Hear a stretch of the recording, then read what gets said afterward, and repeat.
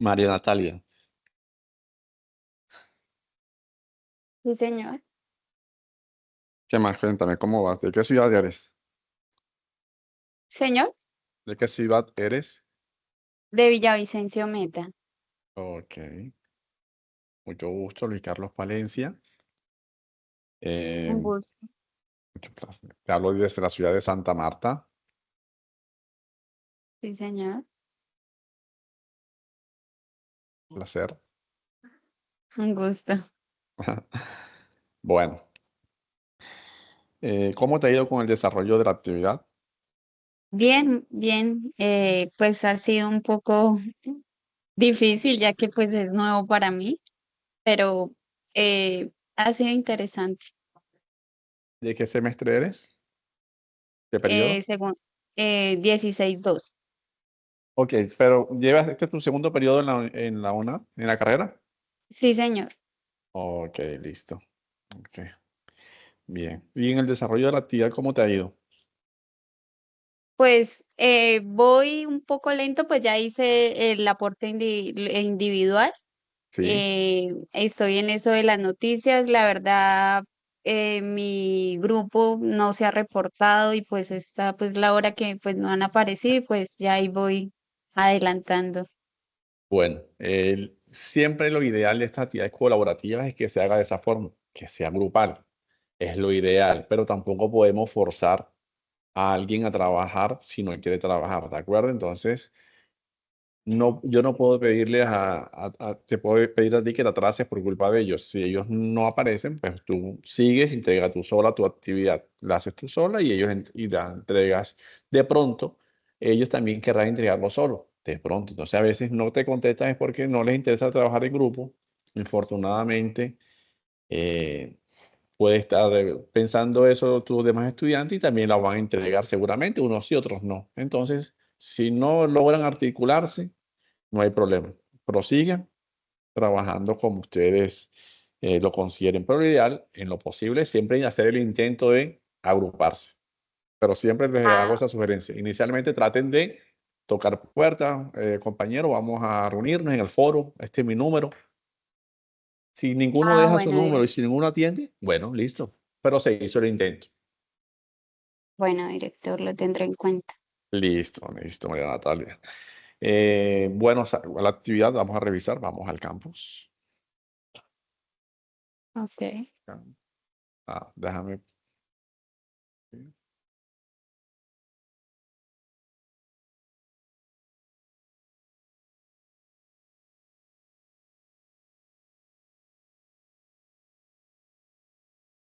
Estoy compartiendo pantalla. ¿Sí? Sí, señor. Ok. Entonces, la actividad número uno la entregaste. Sí, señor. Ok, listo. Si en algún momento tienes algún retraso en una actividad, te comunicas conmigo, director, profesor. Tuve este inconveniente, será posible que me la pueda aceptar. Entonces, ahí mediante el diálogo podemos entendernos, ¿oíste? Así que de pronto, si no entregaste una actividad, lo peor que puedes hacer es no entregarla o quedarte callado. Siempre contáctame, si tienes algún Ah, listo. inconveniente, y ahí le damos trámite, le damos solución, ¿ok? Vale. Bueno, entonces la actual actividad cierra el día 13 de mayo, ¿sí? Que sería domingo, martes, si no estoy mal. Sí, martes. Ok, listo. Entonces tienes hasta el martes para hacer la entrega hasta las 11:55 de la noche, Dios mediante. Entonces espero que vaya bien y cualquier duda que tengas hasta el momento, no sé si me has consultado en el foro, como tengo tanta gente que atiendo, Sí, no la sé si verdad, yo he sido la única que he participado en el foro de tu grupo. Ok, ok, ok. de mi Y grupo. te respondí. Sí, sí, señor. Ok, Hasta está bien. ahora. Porque a veces sí, se me puede pasar uno que otro porque son muchos estudiantes que tengo, son varios cursos que tengo. Entonces, solamente doctrina económica apenas es uno de varios cursos que tengo. Así que, eh, Ah, vale. si se me llega a pasar alguno, me disculpan y cualquier cosa, si no es por el foro, estoy en el Teams. Si no por el Teams, estoy por el correo interno. De alguna forma me pueden contactar. Y si no, también está por el grupo de WhatsApp. ¿Recibiste el correo? ¿Te ingresaste al grupo? Sí, sí, señor. Yo me uní al Ok. grupo. También, o sea, hay muchas formas de contactarme. Si no veo por allá, por acá sí lo puedo ver más rápidamente. Así Bueno, que por Alex. comunicación no vamos a tener inconvenientes. Por ahí no Sí, es. sí, ¿Listo? la verdad no he tenido inconvenientes con su merced porque pues yo ya te he escrito en el Teams, entonces nos hemos comunicado de que de pronto no me abran los enlaces de las bibliografías, de, de las referencias bibliográficas que hay pues en el sílabus, entonces pues yo tuve un inconveniente en la primera tarea y su merced me dio pues la solución. Ah, ok, listo, listo. Ah, bueno, no, ese es el objetivo, que estemos ahí para dar solución. ¿Listo? Bueno, Bueno, listo, María Natalia de Villavicencio. sí, Ah, no, señor. no conozco allá, voy a conocer algún día.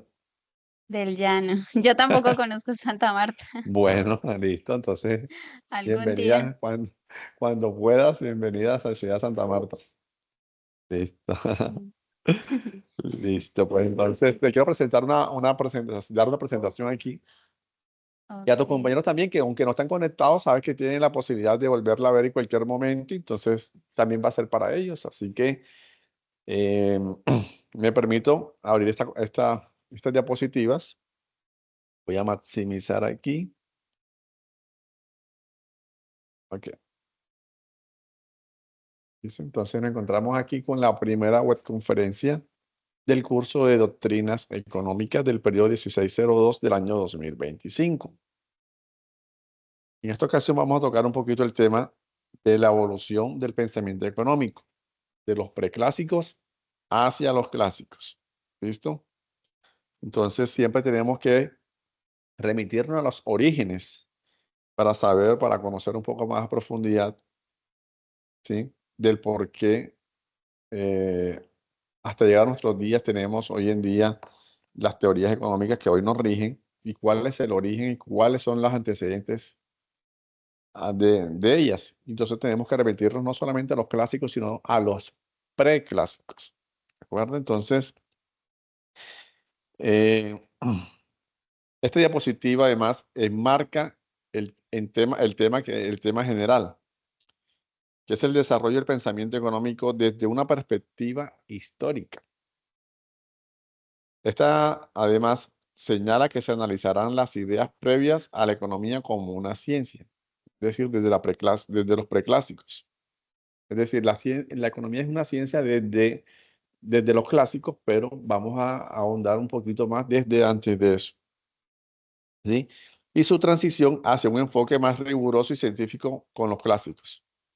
Entonces, introduzcamos. El objetivo: comprender el desarrollo del pensamiento económico desde sus raíces filosóficas y religiosas hacia su consolidación como disciplina científica con los clásicos. ¿Hasta el momento me escuchas bien, María Mari? Sí, señor. Ok. Tres preguntas como que nos van a servir de referente, que vamos a ir desarrollando en el transcurso de la presentación. Primera, ¿cómo se concebía la economía en la antigüedad y la Edad Media? Segunda, ¿qué cambios trajo la modernidad en el mercantilismo y la fisiocracia? Y tercero, ¿cuáles son los pilares del pensamiento clásico? Entonces, el pensamiento económico en la antigüedad, Grecia y Roma. Entonces, comencemos desde Platón, ¿sí? Sabemos que desde aquella época ya habían ciertos aportes desde la parte filosófica, y Platón decía: el ideal de una república justa con división del trabajo y el rechazo del lucro personal, preferencias por la autosuficiencia. ¿Sí? Entonces Platón ya daba unas teorías que fueron tomadas luego por los socialistas, ¿sí? Donde él decía, Platón argumentaba que el trabajo tenía que estar enfocado no al lucro personal, sino a la autosuficiencia, no al lujo, no a la satisfacción de lujos y de cosas banales, sino simplemente para suplir las necesidades básicas como el ser humano, que somos como humanos, ¿sí? La alimentación, vivienda, vestuario y demás, pero que sea dentro de lo que considera lo básico, la autosuficiencia. ¿Listo? Luego Aristóteles ya da la diferencia entre economía, que es la administración doméstica, y la crematística, que es la acumulación de dinero. Y además critica a la usura y el enriquecimiento sin límites. Un poco también lo de Platón, ¿sí? Donde critica, cuando es la usura, es el exceso de ganancias, de utilidades desmedidas que se buscan ganar, buscar ganar, ganar, ganar de manera ilimitada. Pues hoy en día sabes que el mundo capitalista eh, digamos, una de sus características es el hambre de querer más y más. Y ellos, desde su parte filosófica, obviamente tienen otro pensar, otro enfoque, lo miran desde otra perspectiva, más bien desde la perspectiva humana y no de la perspectiva del lujo ni del lucro. Poquito en Roma ya aparecían otras teorías, el enfoque práctico y legalista y el comercio tolerado, pero subordinado a la virtud cívica. ¿Listo? Luego ya nos encontramos un poquito con el pensamiento económico medieval. Entonces aquí eh, vamos avanzando aquí en la época, vamos avanzando siglos después y aparece la escolástica cristiana. Contexto: el dominio del cristianismo en Europa y la economía subordinada a la teología. Recordemos que para los primeros, para los siglos XII, XIII, XIV y ahí en adelante, había un predominio de la iglesia cristiana. Son los que tenían el poder de la educación y tenían mucha influencia política. Cabe recordar que en aquella época, hasta incluso muchas personas adineradas pensaban que hacia al morir le dejaban bienes, riquezas a la iglesia, de esa manera serían perdonados sus pecados. Y por eso en aquella época la iglesia tenía mucho poder, muchas influencias, muchas riquezas. Santo Tomás de Aquino tenía su teoría del precio justo, es decir, el valor moral basado en la equidad y el costo de la producción. El rechazo de la usura e interés por préstamo consideraba pecado. Entonces, claro, desde su perspectiva eh, religiosa, entonces decía que el valor de las cosas tenía que basarse eh, en algo justo, según los costos de producción, y no debería haber ganancias excesivas que salen de de lo normal. Entonces él lo consideraba esto un pecado. ¿Sí? Entonces, ¿cuáles son otros temas tratados? La propiedad privada como medio para el bien común y además también la distribución justa de la riqueza. ¿Qué impacto trajo esto como consecuencia? El estancamiento de ideas económicas por la subordinación a la fe. Entonces, debido al predominio de estas teorías, se hizo que en materia económica no se avanzara demasiado. ¿Por qué? Porque siempre estaba ese pensamiento de que ser rico era malo, ser millonario no era bueno, no era un mal mensaje desde el punto de vista moral. ¿Sí? Entonces siempre había ese limitante moralista y religioso que impedía un gran desarrollo a nivel económico.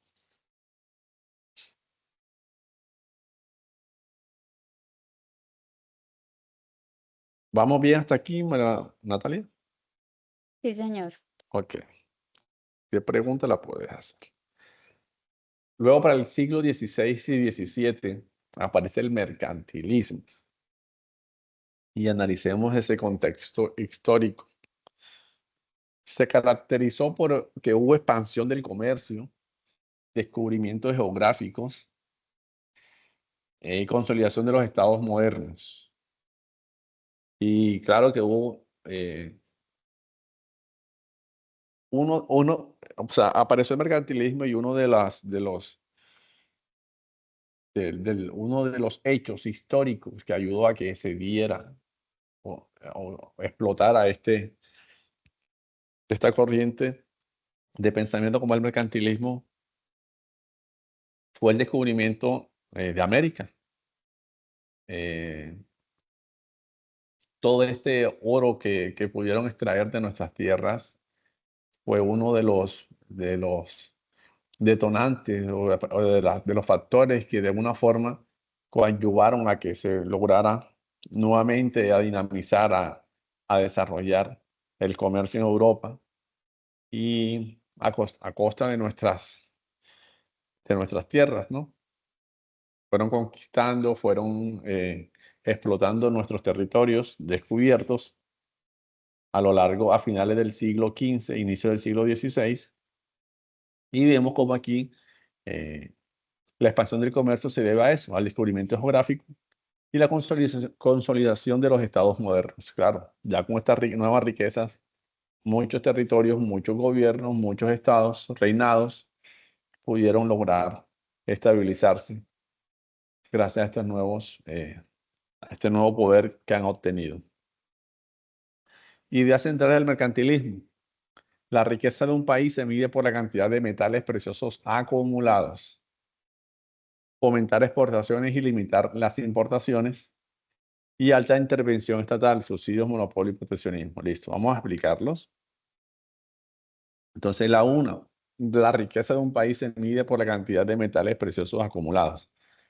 Entonces, por eso es que se enfocaron mucho en extraer todos los metales preciosos que podían de acá de nuestras tierras, porque entre más oro tuviesen, pues más ricos eran, ¿sí? Un país tenía que entonces eh, enfocarse en la obtención de metales preciosos, de riquezas, todo lo que representara acumulación de riquezas. Otra de las ideas principales era fomentar las exportaciones y limitar las importaciones. Entonces, ¿ya viste macroeconomía, María Natalia? Señor, ¿Ya viste macroeconomía? no, señor. Ok. Igual escuchaste concepto balanza comercial positiva. No, no, la Ok. verdad no. Ok, te la voy a explicar. La balanza comercial en general es ese saldo entre la interacción de las exportaciones y las importaciones. Las exportaciones es la que nosotros como país vendemos al exterior. Exportaciones, vendemos. Y las importaciones es lo que nosotros le compramos al resto del mundo. ¿Sí? Lo que compramos del exterior. Entonces, la balanza comercial es lo que vendemos al exterior versus o le restamos lo que le compramos al exterior. ¿Sí? Entonces, en conclusión, es lo que vendo menos lo que compro. ¿De acuerdo? Pero en términos de comercio exterior. Entonces, la balanza comercial positiva es cuando yo vendo más de lo que importo. Si fuese lo contrario, si yo vendiera menos de lo que compro o exportara menos de lo que importo, entonces la balanza comercial fuera negativa. ¿Claro? Sí, señor, muy claro. Entonces, lo que ellos buscaban era que la balanza comercial fuera positiva, es decir, vender más de lo que compraban. Entonces, ¿qué pasa? Claro, ¿por qué? Porque si yo compro mucho, mucho, mucho, el oro el dinero se me va, se sale para otro país y voy a ser menos rico. Bueno, así pensaban, ¿sí? Entonces, no, yo debo ser rico, debo tener ese dinero acumulado aquí en este país. Yo no puedo sacar ese dinero de mi país porque mi país se empobrece, decían ellos. Entonces, yo voy a dejar de comprarle al vecino. ¿Por qué? Porque necesito que el dinero no salga. ¿De acuerdo? Yo puedo vender, pero más no comprar. Entonces el vecino también decía lo mismo. Y todos comenzaron de una forma a aislarse. ¿Sí? Entonces les tocaba suplir todas sus necesidades con producción interna. Porque así tú no le vas a comprar al vecino, él tampoco te va a comprar a ti. ¿Sí? Entonces el No, pensamiento de ellos es que no podía salir, no podía haber flujo o salidas de riquezas del país, en lo posible. ¿Listo? Ok. Y había una alta intervención estatal. Claro, es que son políticas que van de la mano. Entonces aquí es donde aparece el intervencionismo o el proteccionismo. Es decir, que el Estado decía, bueno, entonces, para que el arroz del país B no entre a nuestro país A, entonces nosotros vamos a aumentarle los aranceles al arroz que viene del país B. ¿Para qué? Para poder nosotros incentivar el consumo del arroz que producimos aquí mismo. De esa manera evitamos que salga riquezas de nuestro país, se queden aquí dentro. Entonces el proteccionismo, para que tú lo entiendas, la palabra que estás viendo allí, son esas políticas implementadas por gobiernos en las cuales busca proteger la industria nacional, busca asegurar, proteger la industria local, en detrimento de la extranjera, desmejorando la extranjera. ¿Cómo le afecta a la extranjera? Aumentando los aranceles, ¿de acuerdo? Te pongo un impuesto al arroz del país B o el café o lo que quiera entrar a nuestro país para evitar que entre más rápidamente o entre a un precio bajo, para que no les sea fácil competir con lo nuestro. Ya porque le estoy colocando un impuesto alto a ese producto extranjero. Entonces, estas son políticas proteccionistas. ¿Sí? Subsidios, bueno, entonces es lo que le decía, bueno, entonces voy a impedir de que entre arroz del país vecino, pero tú me vas a producir arroz aquí internamente. Entonces te voy a subsidiar, te voy a dar una máquina, te voy a regalar estos beneficios para incentivar tu producción de arroz para evitar comprarlo del exterior, para quedarnos con esas riquezas dentro del país. ¿Listo? Y los monopolios, te recuerdo, si no de pronto no conoces el término, cuando un productor domina el mercado. Entonces, en ese sentido, yo soy el productor de arroz en Colombia. Vamos a ubicarnos en el mercantilismo para hacer un escenario en el cual estamos suponiendo que yo soy en aquel entonces, yo soy el productor de mi país de arroz y yo me quedo con toda la producción del país para evitar que otros entren. Entonces, cuando yo vea que un extranjero quiere entrar a vender arroz acá, pues yo inmediatamente eh, puedo de alguna forma, como domino el mercado, pues bajar el precio mío para que me compren a mí o comprarle a ese pequeño productor su producción con tal de ello apoderarme y no permitir que otro venga y venda arroz también en mi país. Entonces son diferentes estrategias que utilizaron en aquel entonces para que predominara el proteccionismo y el alta demanda, el alto consumo de bienes internos y no de bienes extranjeros. ¿Listo? Entre los representantes destacados de aquel corriente de pensamiento como el mercantilismo, tenemos a Thomas Moon, ¿sí? De la cual destacaba con el comercio exterior como fuerte de riqueza, pero comercio exterior hacia afuera, es decir, hacia la venta, no hacia la compra.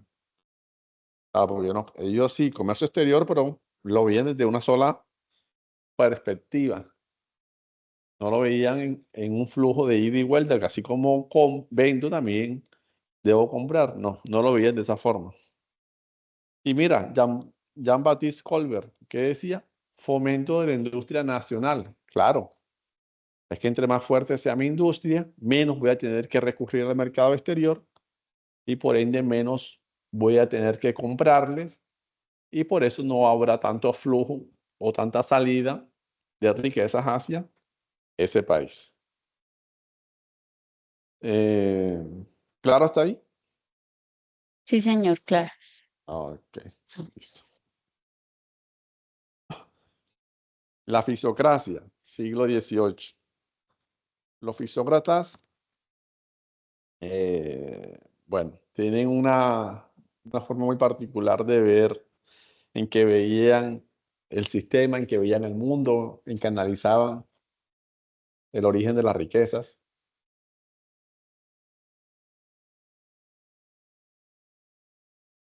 Y para ellos, la fuente principal de riquezas era una sola, tierra, ¿sí? Era la tierra. La agricultura era la única capaz de sembrar una semilla, un árbol, y haya muchos frutos. Ellos decían que la única forma de generar riqueza de verdad era originada a través de la tierra. Entonces decían que la agricultura es vista como fuente de riqueza. Proponen el laissez-faire, en la cual consiste en no intervención del Estado, que eso lo vamos a ver con más énfasis cuando estemos hablando de Adam Smith, y que Knight introduce la tabla económica y el concepto de producto neto. Fue el primer modelo económico sistemático y precursor del pensamiento clásico. Entonces, ya aquí vamos a ir entrando a lo que es el pensamiento clásico, siglo XVIII, que seguramente es el que viene ahora, pero primero hay una transición hacia la economía clásica. Factor de transición: revolución industrial y cambios tecnológicos, auge del capitalismo y el mercado, y la necesidad de explicaciones racionales y universales sobre la economía.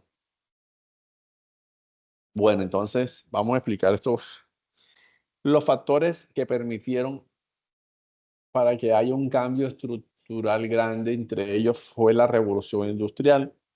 Recordarás que la revolución industrial fue ese proceso, ese fenómeno en el cual Europa, y sobre todo Inglaterra, experimentó una serie de avances tecnológicos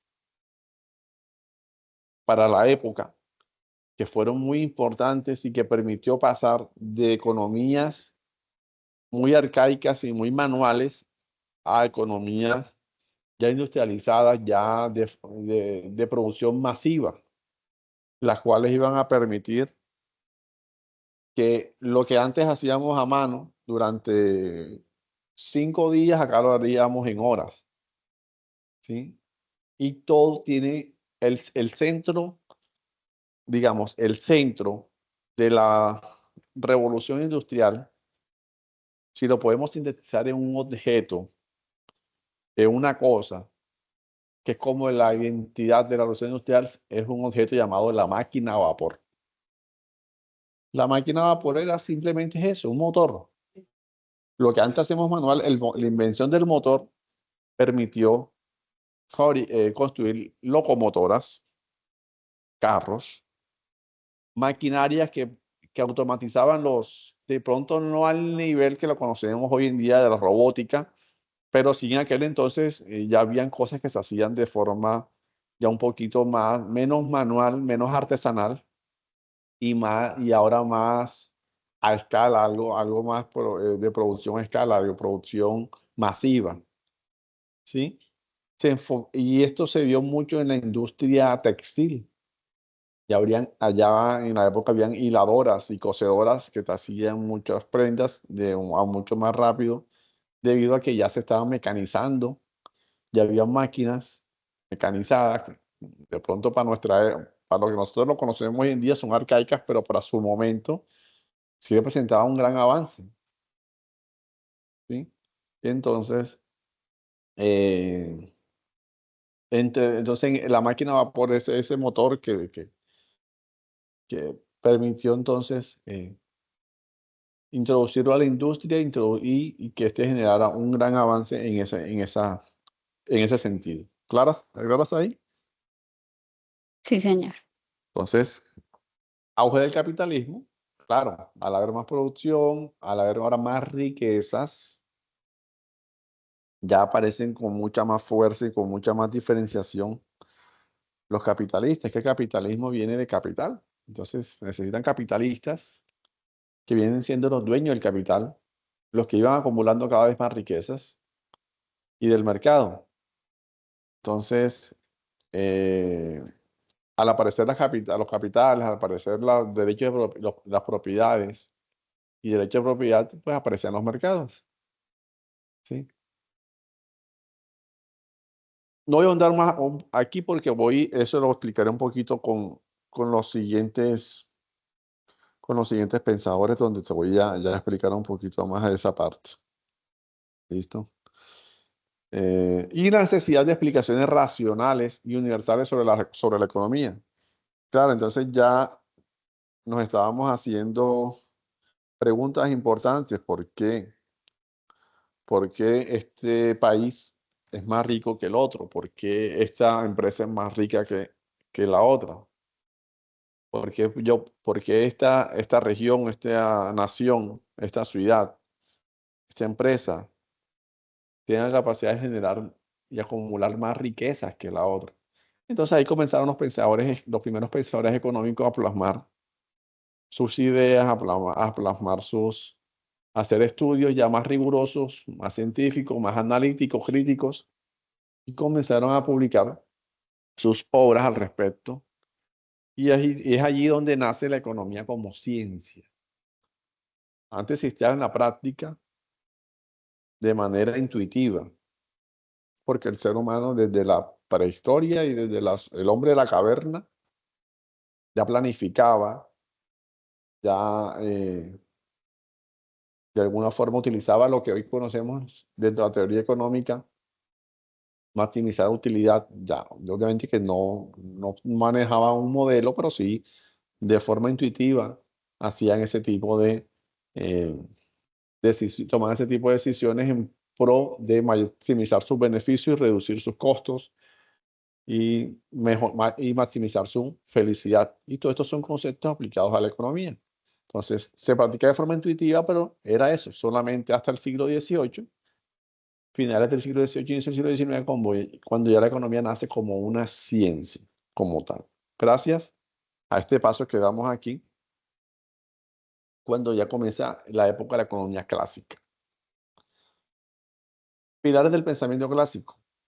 Tenemos el trabajo como fuente de valor, ¿sí? Los fisiócratas recuerda que por lo menos los mercantilistas que pensaban la fuente de valor era acumular riqueza, acumular solamente. Mientras que los fisiócratas era la tierra.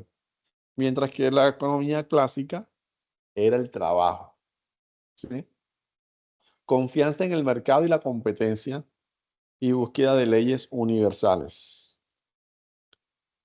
Entonces, el mercado y la competencia. Bueno, entonces, vamos a hablar de los autores claves. Tenemos a varios. Adam Smith. A ver, dame un segundo si de pronto. Bueno, ahí se me pasó. Bueno, voy a mencionar varios. Voy a enfocar en Adam Smith. Sí, se me pasó una lámina. Aquí está. Hace que me la volé esta. Entonces tenemos a Adam Smith y ya me voy a enfocar en él. Voy a pasar a mencionar los demás. David Ricardo, con su teoría del valor, trabajo y las ventajas comparativas en el comercio internacional. Thomas Malthus, con la teoría de la población, el crecimiento poblacional y la escasez de alimentos. Y John Stuart Mill, la combina la economía clásica con reformas sociales. Bueno, voy a hablar aquí de Adam Smith. ¿Qué has escuchado de Adam Smith? ¿Has escuchado antes? Sí, señor, pues yo Sí, compré hace poco, bueno, todavía no me ha llegado, la riqueza de las naciones, creo que se llama. sí.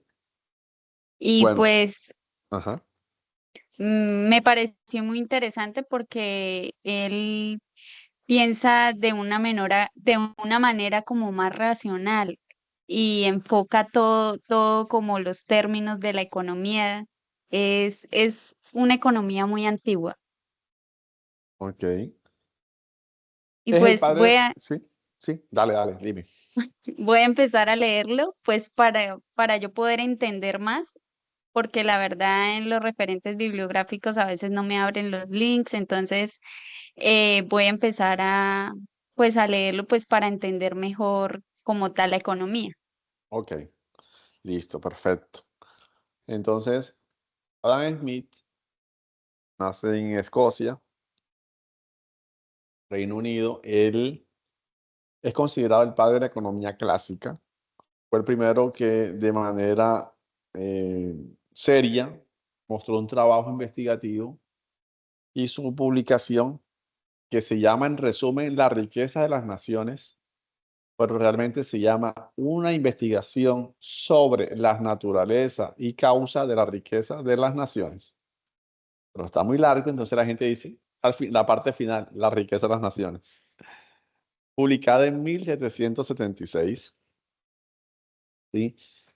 Y si podemos resumir todo el libro en dos palabras o dos conceptos, serían mano invisible y división del trabajo. Te pregunto, ¿has escuchado de estos dos conceptos? No, señor. Ok, listo. Entonces te lo voy a explicar. Perdón. Dice, él, él dice, decía, él decía que una nación puede ser más rica que otra, porque mira que es la riqueza de las naciones. Él comienza a investigar por qué hay naciones más ricas que otras. Nuevamente el nombre completo del libro, una investigación sobre la naturaleza y causas de la riqueza de las naciones. Entonces está investigando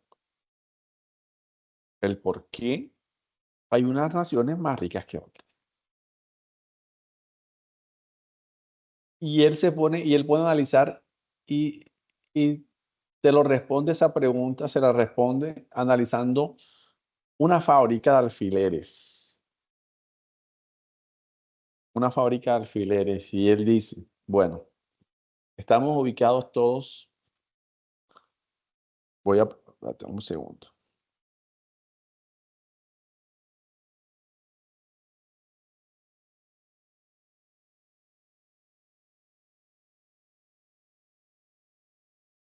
Un segundo.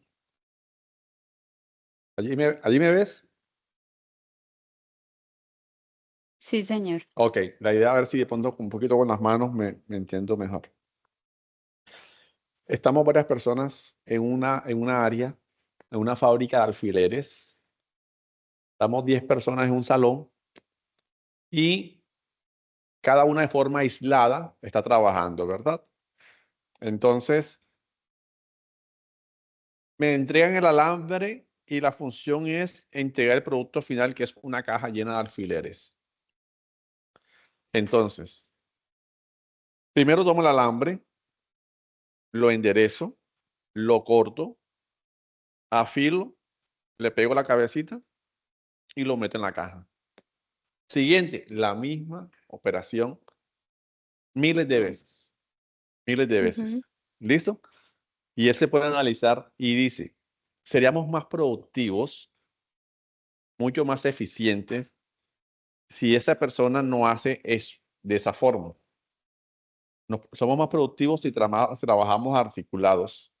Y esta persona de aquí solamente endereza, endereza, endereza, endereza. El siguiente solamente corta, corta, corta. El siguiente nada más afila, afila, afila. Es decir, nos especializamos en una tarea. Al especializarnos somos más productivos. ¿Por qué? Porque nos enfocamos, nos volvemos expertos en una tarea específica. Eso nos permitiría ser mejores. En tratar de hacer 6, 7, 8 tareas, hacemos una sola, ¿sí? Y cada uno se va a enfocar en una tarea. Y de esa forma se demostró cómo en la fábrica eran mucho más productivos, porque no había nadie más experto que yo afilando el alambre, porque yo me enfocaba nada más afilando. Y no había nadie más experto que el del lado que cortando, porque él era el mejor cortando, porque se enfocó en cortar. Y esas son ventajas que vamos a tener cada uno frente a los demás, demostrando nuestra experticia. ¿Sí? Entonces, eh, volviendo a la diapositiva, ya voy a apagar aquí. Volviendo a la diapositiva, división del trabajo. O como llaman otros textos, también es lo mismo, la especialización del trabajo, o la visión del trabajo. ¿Sí? Entonces, ahora, profe, pero ¿cómo aplicamos esto? ¿Y por qué esto qué quiere decir con riquezas? ¿Qué quiere decir esto con que hay naciones ricas? Claro, él llevó el libro al contexto de su época y luego también lo hizo David Ricardo con las ventajas comparativas. Porque David Ricardo tomó muchas teorías de Adam Smith y luego también sacó su libro años después. No exactamente lo mismo de Adam Smith, pero sí lo tomó de referente y se montó en lo que David Ricardo de Adam Smith publicó y sacó sus nuevas teorías, pero sí con mucha base en lo que ya había dicho Adam Smith. ¿Ok? Entonces, claro, entonces tanto Adam Smith como David Ricardo decían, y te vamos a colocar el ejemplo actual.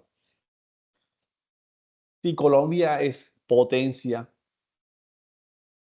produciendo café, Japón es potencia en tecnología. ¿Tú crees que es lógico que Japón ahora le entre el arrebato, como dice uno, de querer producir café? Primero, no tienen tierras ni para vivir las personas, porque Japón es súper pequeño, siendo uno de los países más poblados, porque viven muy comprimidos, no tienen mucho territorio para vivir, mucho menos tendrán para producir o para Sí, cultivar. Entonces, lo tendrían que hacer en invernaderos, inventarse cuestiones artificiales. son más costos. Entonces, conclusión, eso va a ser más costos. ¿Qué es lo más inteligente? Y van a descuidar su potencia, que es la tecnología para producir café. ¿Qué es lo más inteligente que podría hacer Japón? Si necesita café y quiere café, Colombia se lo vende a un precio más cómodo que el que ellos podrían obtenerlo en caso que decidieran producirlo. No sería inteligente, ¿sí? Entonces, ¿qué te dicen ellos? Hombre, especialícense, enfóquense en los que realmente son fuertes, ¿sí? E intercambien, comercien, véndanle al vecino y el vecino también le va a vender a ustedes. No creas tú que porque vas a comprarle a tu vecino te vas a empobrecer, como decía la mercantilista, que nada más era acumular y ya, y no dejar que saliera. No, no, te vas a volver más pobre si tú lo intentas hacer porque te va a salir más caro. Tú le compras a él y él te compra a ti. Y de esa forma, esa división del trabajo, esa especialización, esa explotación de lo que yo soy fuerte, pues va a permitir que haya mucho comercio, se va a intensificar el comercio debido a que todos vamos a tener que necesitar unos de los otros porque no somos autosuficientes, no podemos producir ni tener todo lo que necesitamos. Aplica tanto para países como para personas, ¿sí? Yo puedo ser el mejor carpintero de la ciudad, las mejores sillas y mesas, pero yo no me puedo comer ni la silla ni me puedo comer las mesas. Necesito del Señor vamos a suponer una economía básica de aquella época. Necesitaba, allá del siglo XVIII, necesitábamos del que vendiera la papa, el que vendiera la yuca, del lechero, del agricultor y de todos. Porque todos necesitaban mesas y sillas, todos necesitaban muebles en su casa. El que vende carne, el que vende papa y yuca también. Pero yo no me puedo comer las mesas, pero sí me puedo comer la papa y yuca que venden ellos. Intercambiemos, yo te compro a ti, tú me compras a mí y eso nos permite. Ahora, si yo dejara de producir sillas y mesas por querer producir papas, no tengo la tierra que tiene el señor de la finca, no tengo las herramientas porque con un martillo y un serrucho no puedo arar la tierra ni cultivar alimentos. No tengo las herramientas, me tocaría dejar de hacerlo en lo que yo soy fuerte para intentar hacer algo que no lo sé hacer ¿sí? Y eso va a traer perjuicios. Entonces decía Adam Smith que la división del trabajo era eso. Entonces, ¿por qué había unos que eran más ricos que otros? En parte porque sabían aprovechar sus ventajas.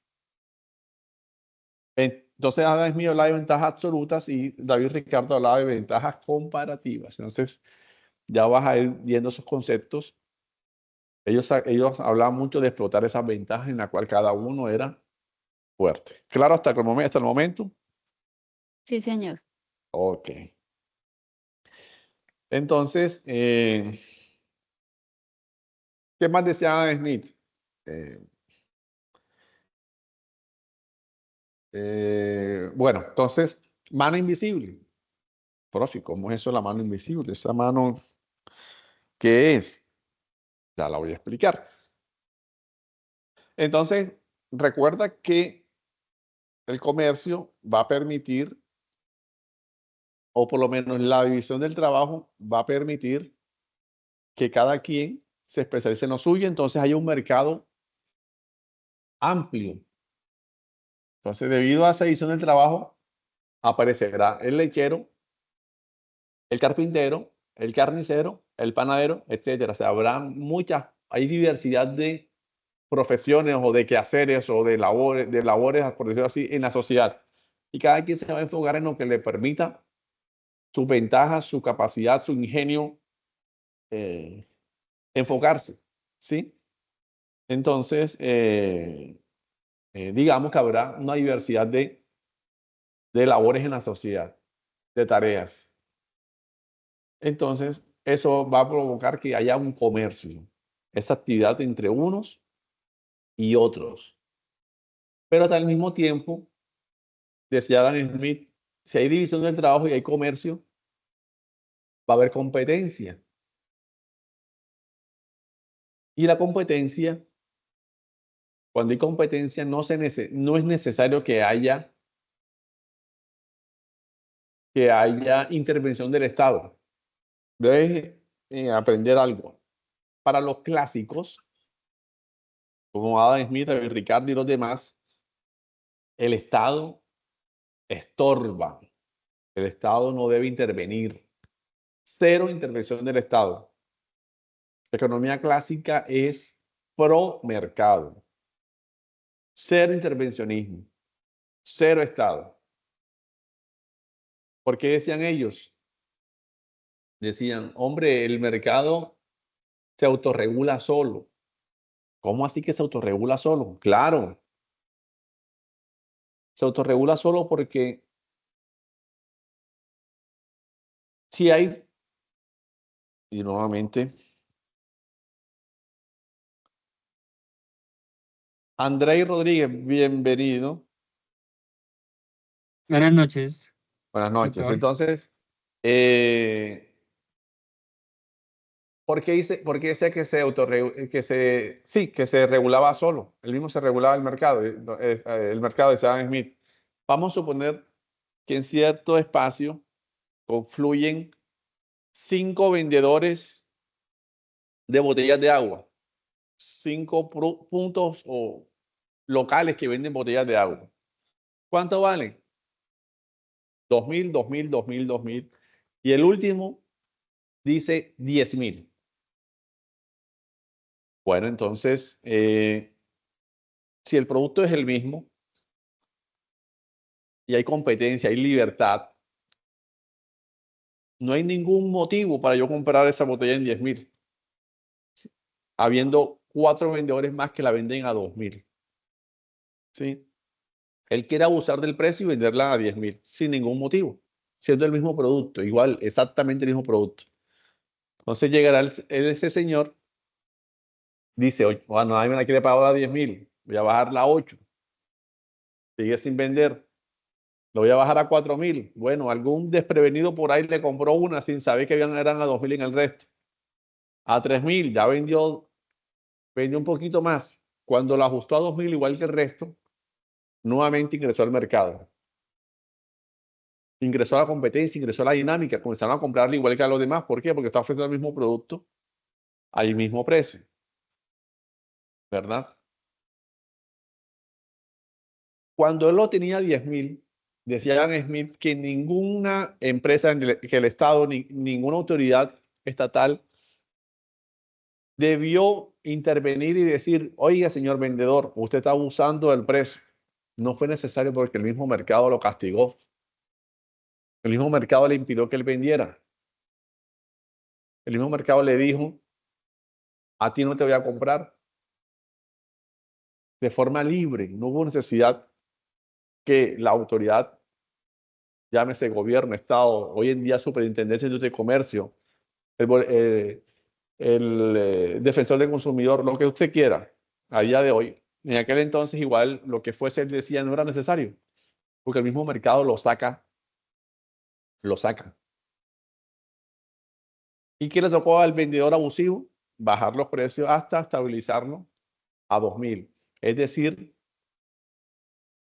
que la economía se autorreguló, la economía se autorreguló sola como si fuera, como si hubiese una mano invisible, una mano que no la estamos viendo, pero que sí ejerce una fuerza sobre los actores de la economía, sobre compradores y sobre vendedores. ¿Clara esa parte? Sí, señor. Ok, listo. Andrei, ¿claro? Sí, señor. No sé de qué momento llegaste, pero bueno, igual está la grabación, la puedes escuchar las veces que desees. Una Listo, explicación muy buena. ¿Cómo ha estado hasta el momento, li- Natalia? ¿La explicación buena o no ha estado buena? Muy buena, está Ok, interactiva. ok, listo. Entonces, ese es lo que Adam Smith, el padre de la economía moderna, de los clásicos, el más importante, es lo que nos quería dar a entender en su libro La riqueza de las naciones. Y decía textualmente, no es por la benevolencia del panadero que usted tiene pan en su mesa, porque el panadero no produce pan porque, ay, pobrecito, pobrecita María Natalia no ha comido pan hoy, yo voy a producir pan para que ella coma pan. Él produce pan porque le interesa vender para ganar plata. A él no le interesa si usted el pan se lo da al perrito, si lo guarda, si se lo da a la vecina, al vecino, o si se lo come usted. A él le interesa vender. Entonces, de alguna forma, ese egoísmo, el egoísmo de cada uno termina beneficiando a toda una sociedad. Porque gracias al egoísmo de él, a esa intención, a esa búsqueda de lucrarse, de ganar dinero, hace que tengamos dónde comprar pan. ¿Sí? El señor que vende la botella de agua, su objetivo es ganar dinero. Gracias a él tenemos dónde comprar botellas de agua y así sucesivamente con todos los actores de la economía. ¿Sí? Entonces, detrás de unas personas que nos ofrecen un bien, un servicio ahí a la mano, detrás hay unos seres egoístas, así lo llamaba Adam Smith, que bueno, no tiene nada de descabellado, que en sí lo que buscaban era su beneficio común, pero que terminaba de alguna forma beneficiando a muchas personas dentro de la sociedad. Entonces, allí prácticamente le resumo, le resumo lo que es la teoría de Adam Smith y la riqueza de las naciones. ¿Preguntas hasta el momento? ¿Dudas? No, señor, todo muy claro.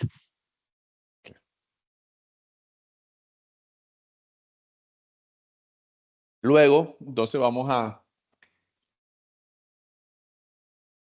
tener un cuadro resumen comparativo entre uno y el otro, ¿sí? Entre los preclásicos y los clásicos. Entonces, en el enfoque, el preclásico tiene un enfoque normativo, es decir, se centraban en juicios de valor, qué es justo, correcto o qué es moral. ¿Sí? Recordad entonces los aportes de Platón, de Aristóteles, donde iban más enfocados al aporte moralista, que esto no es correcto, que tú que quieras acumular riqueza de forma desmedida, que debes cobrar el precio justo. Mientras que los clásicos, un pensamiento más científico positivo, es decir, buscaban explicar la economía tal como es, sin valorar si es buena o es mala. ¿Sí? Bueno, desde el rol del Estado, en los preclásicos, el rol es intervencionista. Eh, María Natalia, Sí, porfa, ¿podrías recordarnos cómo así que intervencionista en los mercantilistas? ¿Qué quería decir eso de intervencionista?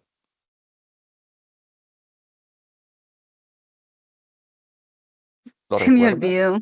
No, no lo recuerdo. Ok. Recuerda que los mercantilistas que buscaban acumular riquezas, más y Sí, más y más y más, y y evitar es, que la riqueza saliera del país. sí, sí, ya me Entonces, acordé. el Estado que hacía, ajá, dime, ¿qué hacía el Estado entonces? Evitar, pues, importar, Sí, pues para que no hubiera como esa competencia, se podría decir, y no hubiese y, salida de dinero. y no hubiera Sali- esa salida de dinero, exacto. ¿Y cómo evitaba? ¿De qué forma el Estado evitaba? ¿De qué forma intervenía? Aplicando aranceles. Recuerda que el concepto de Sí, arancel, bueno, aplicando aranceles, exacto. que es el impuesto, por decirlo de una forma, a los productos que entran a nuestro país desde el exterior. ¿Sí? Entonces, el mercantilismo se basaba en la intervención del, del Estado con políticas proteccionistas. ¿Listo?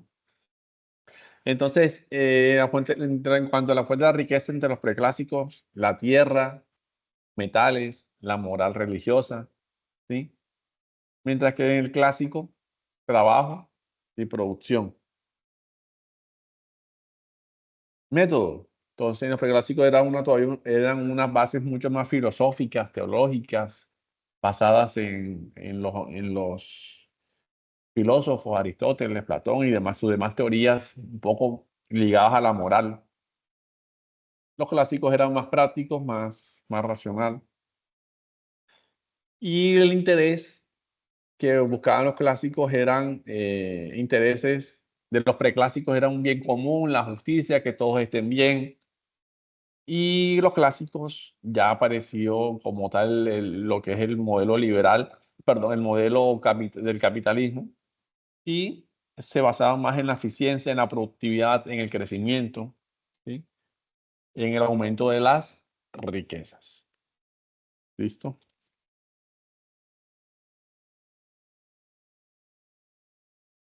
Entonces, esta es la otra parte, parece que me quedó en otra posición la diapositiva. Este eran nosotros pensadores de la época, David Ricardo y la teoría del valor trabajo y las ventajas comparativas en el comercio internacional. ¿Sí? Entonces, David Ricardo, si le damos una importancia en rango, después de Adam Smith, pues podemos decir que David Ricardo es el segundo más importante de la economía, de los pensadores de la economía clásica. Thomas Malthus, con su teoría de la población, ¿sí? Y, y la teoría de la población y crecimiento poblacional y escasez de alimentos. Y John Stuart Mill combina economía clásica con reformas sociales. ¿Listo? Listo, muchachos. Esto es lo que quería presentarles el día de hoy. Infortunadamente, eh, pasa que yo estuve incapacitado casi 2 semanas, por eso no pude hacer antes la webconferencia y por eso tal vez muchos no se conectaron hoy. Ya habrán terminado sus actividades, seguro, ya la habrán mandado algunos o la tendrán lista y dirán, no, ya para qué. Igual debía hacerla y bueno, De todas maneras, son cosas que complementan, que no están en la guía, que no están en los textos. Y aquí, con toda la disposición para explicárselos. Gracias por su asistencia. La verdad que para mí es importante que estén aquí presentes y bueno, espero que les haya gustado. Gracias, director. Gracias, tutor. Tutor, yo le puedo hacer una Claro, dígame. pregunta. Es que Claro, lo que pasa es que, bueno, yo ya aporté lo del foro, digamos, lo del mapa mental, ¿sí? sí. Lo que tengo es una duda es con ese video, o sea, ¿toda la presentación debe ser en inglés? Sí, una presentación debe ser en inglés. Pues no es mucho. Listo, 40 segundos, 50 segundos. listo. Es que todavía no soy bilingüe. No, no, no, Entonces, no. Ya las personas que me lo han enviado, ninguno es bilingüe. Todos hacen su esfuerzo.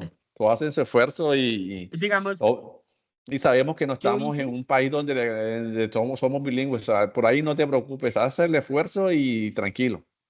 Pero lo eso, importante es que lo digamos, hagas. lo que he visto, digamos, dependiendo que mis compañeros, bueno, algunos ya han subido como el link, ellos se tomaron el rostro, digamos, yo hice como una presentación como para guiarme, ¿sí? Puedo hacer, digamos, como estando la presentación, pero una parte está, digamos, la cámara con el rostro. Sí, claro, claro. Después que se te vea tu rostro es válido. Claro que sí. Ah, listo, tutor, sí, porque ya el ensayo sí no nos hemos contactado con los compañeros, pero ahí ya están escribiendo números y aportes. Ah, ok, listo. Eso es lo que le comentaba a la compañera María Natalia, que tal vez no todos aparezcan al principio. Igual ustedes tienen que seguir trabajando. Si aparecen dos, tres, con dos, tres. La idea es que sean cinco, pero si no, los que aparezcan y si no aparece ninguno, pues entréguenlo. Porque tal vez hay unos que no aparecen, no contestan, pero también están trabajando, porque no les interesa trabajar en grupo. Entonces, a veces es eso. Entonces también uno lo puede subir individual. También, también. Ah, listo, listo, No sí. hay, no hay Esa problema por era eso. como, lo importante es subir la actividad. Lo importante es hacerla, claro. Ah, listo. Gracias, tutor. Listo. ¿Alguna otra pregunta más, María Natalia? Sí, director, tengo una pregunta Dígame. respecto a la noticia, cuando se vinculan los aportes con cada escuela, con una noticia de la actualidad puede ser, o sea, ¿es a nivel mundial o tiene que ser de aquí de Colombia? ¿La guía te dice algo puntualmente al respecto? No, señor. No, si no te especifica, puedes hacer a nivel mundial. Ah, ok. Después que sea pertinente con lo tratado, no hay problema. Ah, vale. Ahí, Y hay digamos, que, un tema se puede aplicar, sería el de los aranceles ahorita que está haciendo Estados Unidos. Totalmente pertinente. Sí, cierto, que se Claro nos que sí, quedaría como más fácil para todas las escuelas. claro que sí. Así es.